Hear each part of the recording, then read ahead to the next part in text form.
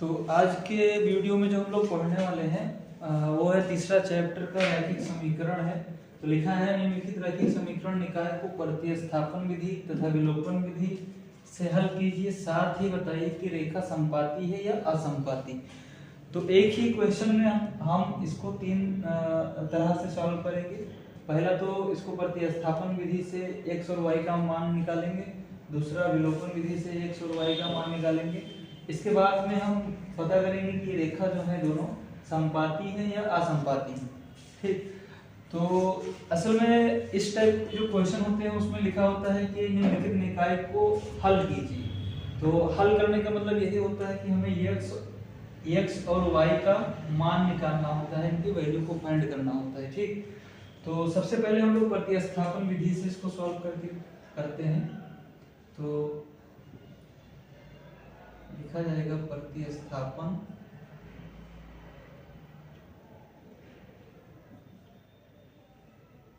विधि से। ठीक, अब इस इक्वेशन को उतार लेंगे। 2x माइनस 3y बराबर 5। इसको हम मानेंगे समीकरण नंबर 1। इसे x प्लस y बराबर 5, इसको मानेंगे समीकरण नंबर 2। ठीक,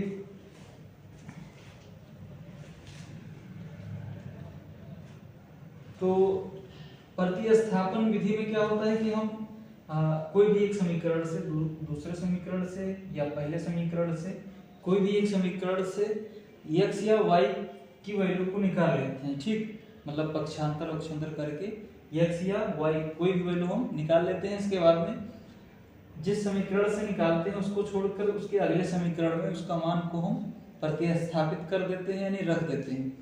तो इससे हमें x या y का जो भी हम निकालेंगे उसका वैल्यू निकल आएगा। ठीक, तो चलो करते हैं हम लोग। देखो हमारे पास जो आसान तरीका इसमें ये रहे है कि जो सरल इक्वेशन हो उसको लिया जाएगा। ठीक, तो हमें जो समीकरण लग रहा है यही सरल है, इसको ही लेंगे। हम लिखेंगे समीकरण 2 से। ठीक, 2 से तो x प्लस y बराबर 5।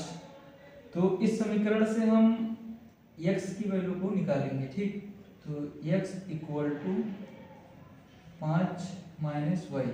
तो हमें x की वैल्यू को निकालने के लिए क्या करना पड़ेगा, y को बराबर के उधर ले जाना पड़ेगा। तो हमने y को बराबर के उधर ले गए तो 5 माइनस y हुआ। इसको हम मान लेंगे समीकरण नंबर 3, और चाहो तो ना भी मानो। अब इस वाले x का मान हम समीकरण नंबर 1 में रखेंगे। 2 में इसलिए नहीं रखेंगे क्योंकि हमने इस x का मान समीकरण 2 से ही निकाला है। तो हम लिखेंगे यहाँ पे x का मान समीकरण 1 में प्रतिस्थापित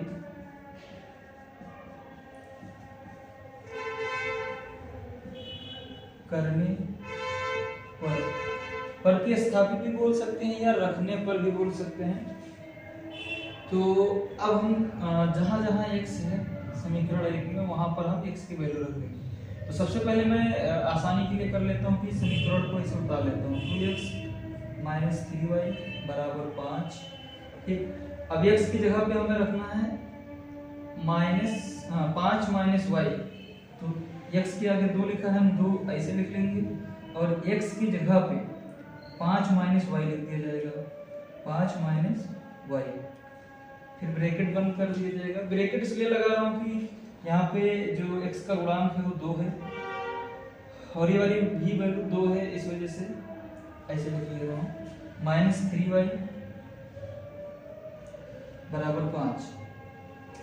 अब इसका इस 5 का इससे गुणा होगा एक बार, फिर इस मतलब इस 5 का इससे गुणा होगा, इस वाले y का इस 2 से गुणा होगा। तो हम जो है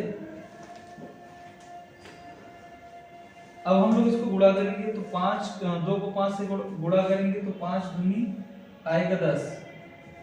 ठीक, फिर माइनस लगा है, माइनस लगा दिया। इस 2 को y से गुणा करेंगे तो होगा 2y, फिर बराबर एक मिनट, फिर यहाँ पे देखो -3y लिखा है तो मैंने यहाँ पे -3y और फिर बराबर 5 लिखा है, 5 लिख दिया यहाँ पे। ठीक, तो इस y और इस y को देखो दोनों माइनस माइनस में है, इसलिए दोनों जुड़ जाएगा, 5y बराबर 5। ठीक, ये भी देखो ये 2y और ये 3y दोनों माइनस में है, तो माइनस माइनस हमेशा जुड़ता है, नहीं प्लस में हो जाता है, तो प्लस हुआ, लेकिन चिन्ह माइनस का ही रहेगा। इस 10 को बराबर के उधर पक्षांतर करेंगे तो 5 माइनस 10। ठीक, तो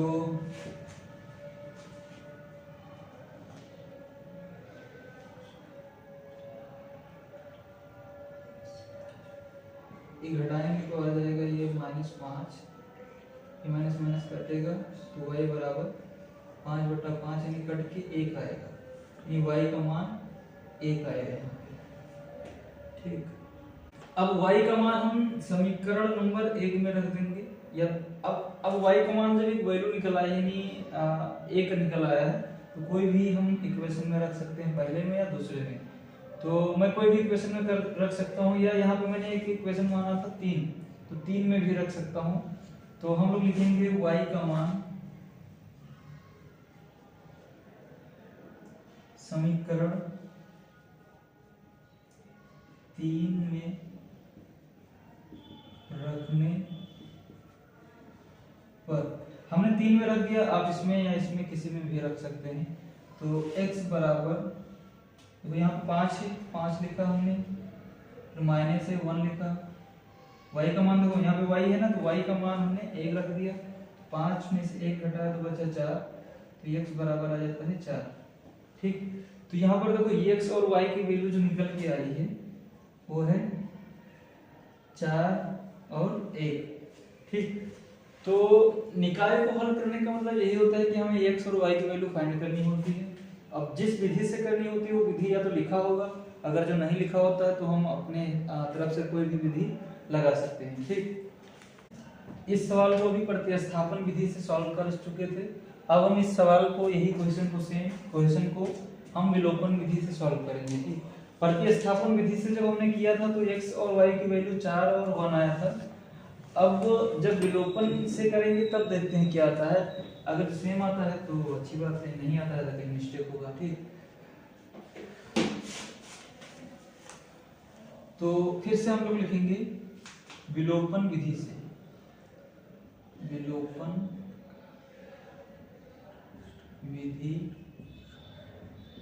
से, तो फिर से लिखा जाएगा 2x - 3y बराबर 5, इसको माना जाएगा समीकरण नंबर 1, और x - y प्लस y बराबर 5, इसको माना जाएगा समीकरण नंबर 2। ठीक,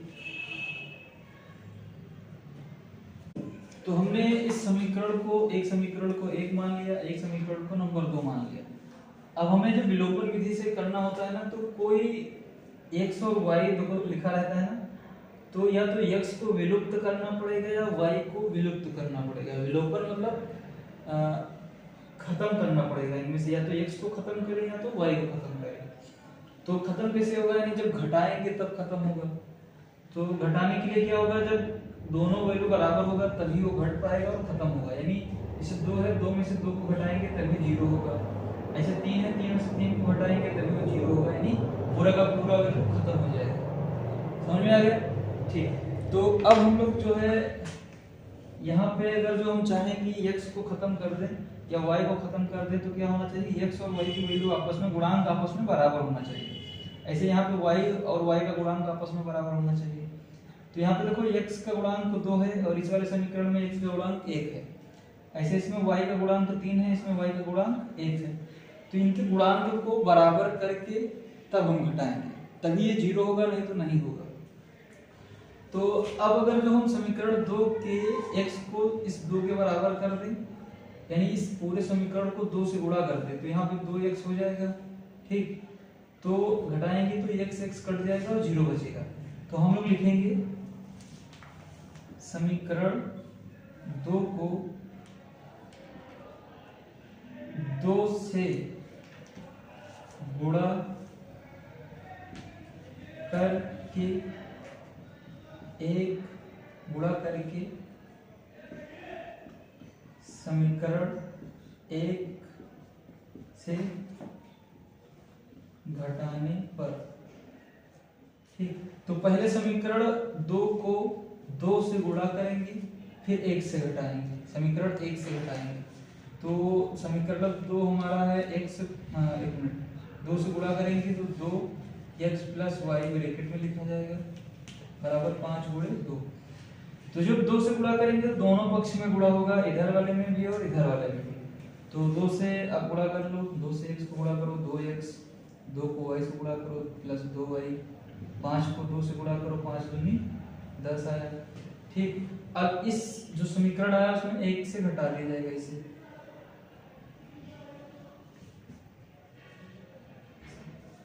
ठीक, अब घटाने के लिए हम लोग माइनस का निशान लगाते हैं, यहाँ पे माइनस का निशान लगेगा, कट जाएगा। अब यहाँ पे देखो पहले से ही माइनस है इसलिए माइनस माइनस प्लस हो जाएगा, यहाँ पे माइनस हो जाएगा। अब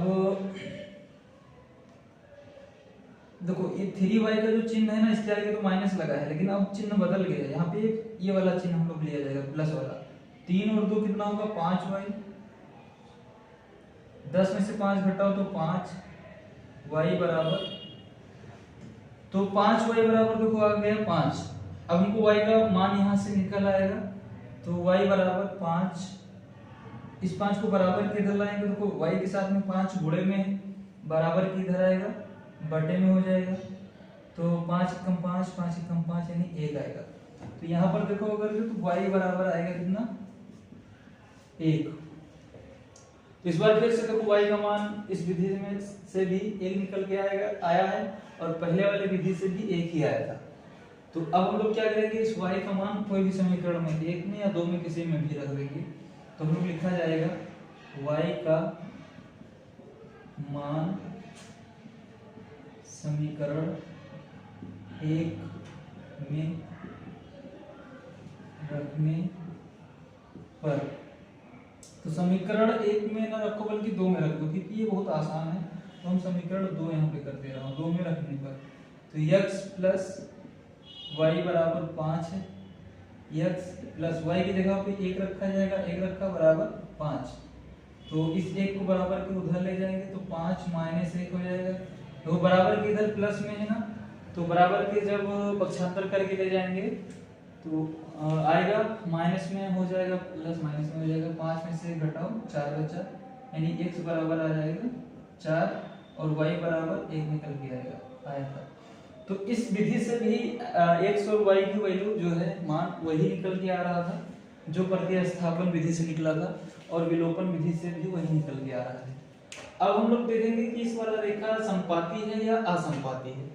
ठीक, बाकी इस दोनों विधि से हमने एक सवाल कर लिया है, यही सवाल को 2 विधि से सॉल्व किया है।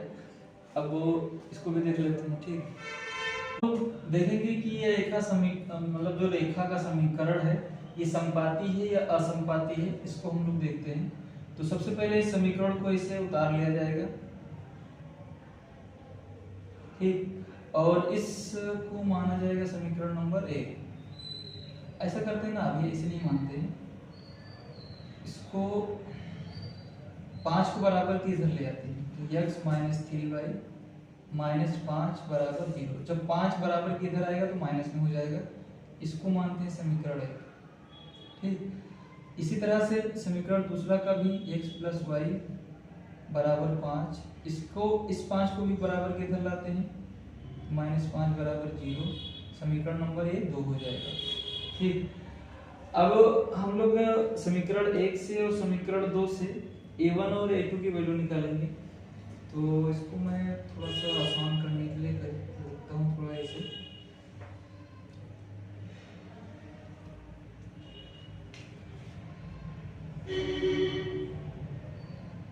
इस समीकरण को फिर से थोड़ा यहाँ लिख लेता हूँ ताकि समझ में आ जाए।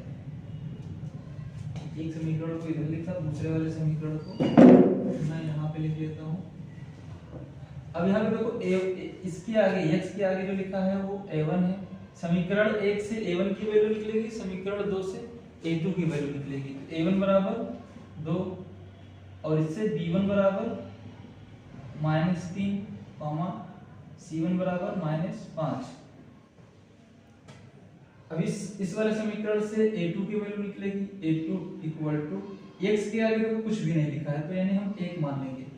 ऐसे b2 इक्वल टू y के आगे कुछ नहीं लिखा है, 1 मान लेंगे। c2 equal to -5। ठीक, तो अब हमको निकालना है, पता करना है कि समीकरण संपाती है या असंपाती है। तो हम करते हैं पहले a1 बटा a2 बराबर b1 बटा b2। ठीक, अगर जो इन दोनों आपस में बराबर होता है तो फिर से नेक्स्ट स्टेप करेंगे, नहीं तो ये भी पता चल जाएगा। तो a1 की वैल्यू देखो है कितना 2 और a2 की वैल्यू है 1 बराबर b1 की वैल्यू है -3 और b2 की वैल्यू है 1। अब देखो 2 बटा 1 है -3 बटा 1 है, दोनों आपस में बराबर नहीं है, यानी ये दोनों आपस में बराबर ऐसे नहीं है। तो जब ये दोनों आपस में बराबर नहीं होते हैं तो हम लोगों ने पिछले वीडियो में पढ़ा है कि अगर जो एक कंडीशन आती है तो इसका मतलब ये रेखा संपाती होता है और इसके आदित्य हल होते हैं। तो लिखा जाएगा अतः रेखा संपाती होगा। संपाती के मतलब ये दोनों रेखा कहीं ना कहीं आपस में एक दूसरे को मिलेंगे, जो टच करेंगे या कट करेंगे, या इसके एक हल होगा या आदित्य हल होगा। एक हल मतलब आदित्य हल। तो ऐसे हम लोगों ने एक ही क्वेश्चन को 3 तरह से करके देख लिया है, प्रतिस्थापन विधि, विलोपन विधि, या ये संपाती है या असंपाती है, ये सब करके देख लिया है। बाकी हम लोगों ने पिछले वीडियो में किया था। तो फिर हम लोग कुछ सवाल और कल करेंगे इस वीडियो